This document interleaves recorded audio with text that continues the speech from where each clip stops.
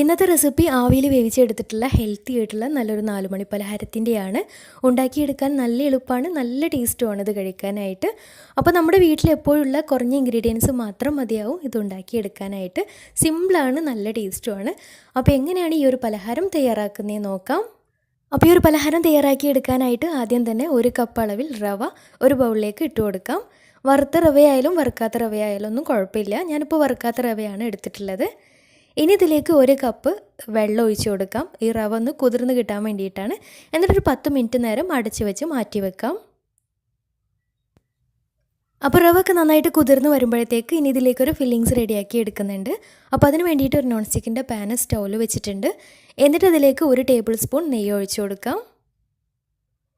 നെയ്യ് നന്നായിട്ടൊന്ന് മെൽറ്റായിട്ട് വന്നാൽ ഇനി ഇതിലേക്ക് കുറച്ച് തേങ്ങാക്കൊത്ത് ചേർത്ത് കൊടുക്കുന്നുണ്ട്. നിർബന്ധമൊന്നുമില്ല, ഇടയ്ക്ക് കടിക്കുമ്പോൾ നല്ലൊരു ടേസ്റ്റാണ്. അപ്പോൾ ഈ ഒരു നെയ്യിലിട്ടിട്ട് തേങ്ങാക്കൊത്ത് നന്നായിട്ടൊന്ന് കളറ് മാറ്റി ബ്രൗൺ കളറായിട്ട് നന്നായിട്ടൊന്ന് വറുത്തെടുക്കാം.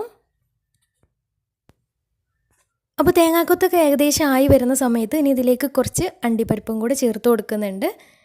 നട്ട്സ് ചേർക്കണം നിർബന്ധമൊന്നുമില്ല, കയ്യിലുണ്ടെങ്കിൽ ചേർത്ത് കൊടുക്കാം. അപ്പോൾ എല്ലാം കൂടെ കളറൊക്കെ മാറി നന്നായിട്ട് ബ്രൗൺ കളറായിട്ട് വന്നാൽ ഇനി ഇതിലേക്ക് 1 കപ്പ് തേങ്ങ ചിരകിയത് ചേർത്ത് കൊടുക്കാം. തേങ്ങയുടെ അളവൊക്കെ നിങ്ങളുടെ ഇഷ്ടത്തിനനുസരിച്ച് ചേർത്ത് കൊടുക്കാം. ഈ ഒരു ഫില്ലിങ്സ് കൂടുതലുണ്ടെങ്കിൽ കൂടുതൽ ടേസ്റ്റാണ്. ഇനി ഇതിലേക്ക് ചേർത്ത് കൊടുക്കുന്നത് ശർക്കരപ്പൊടിയാണ്. മധുരം നോക്കിയിട്ട് പാകത്തിന് ശർക്കരപ്പൊടി ചേർത്ത് കൊടുക്കാം. ഞാനിപ്പോൾ ഒരു 5 ടേബിൾ സ്പൂൺ ശർക്കരപ്പൊടിയാണ് ഇതിലേക്ക് ചേർത്ത് കൊടുത്തിട്ടുള്ളത്. ശർക്കരപ്പൊടി ചേർത്ത് നന്നായിട്ട് മിക്സാക്കി എടുത്തതിന് ശേഷം ഇനി ഇതിലേക്ക് ഒരു 4 ടേബിൾ സ്പൂൺ വെള്ളം കൂടെ ഒഴിച്ചിട്ട് നന്നായിട്ടൊന്ന് മിക്സാക്കി എടുക്കാം. കൂടെ തന്നെ നല്ലൊരു ഫ്ലേവറിന് വേണ്ടിയിട്ട് 1/2 ടീസ്പൂൺ ഏലക്കാപ്പൊടി കൂടെ ചേർത്ത് കൊടുക്കുന്നുണ്ട്. പിന്നെ മധുരം ഒന്ന് ബാലൻസ് ചെയ്തെടുക്കാൻ വേണ്ടിയിട്ട് ഒരു പിഞ്ച് ഉപ്പും കൂടെ ചേർത്ത് കൊടുക്കാം. ഉപ്പിൻ്റെ അളവ് കൂടി പോവണ്ട.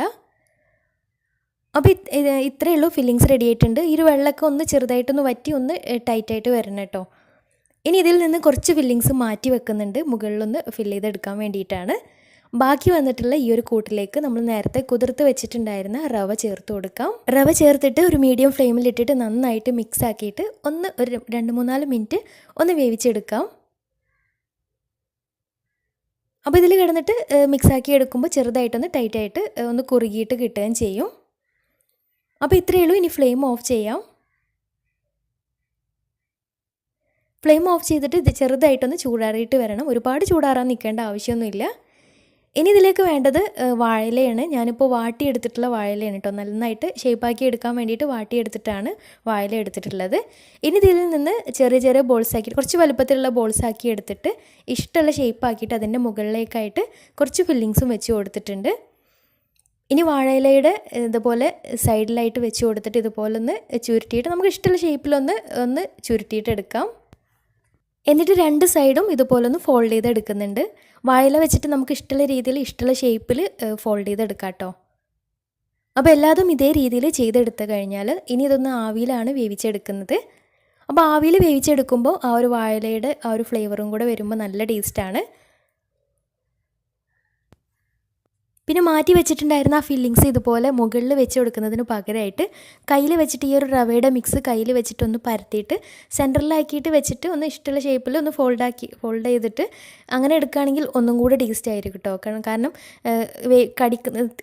കഴിക്കുന്ന സമയത്ത് ആ ഒരു ഉള്ളിൽ ആ ഫില്ലിങ്സും കൂട്ടി കഴിക്കുമ്പോൾ നല്ല ടേസ്റ്റാണ്. മുകളിലായാലും കുഴപ്പമൊന്നുമില്ല, സിമ്പിളായിട്ട് ഇങ്ങനെ ചെയ്തു എന്ന് മാത്രം.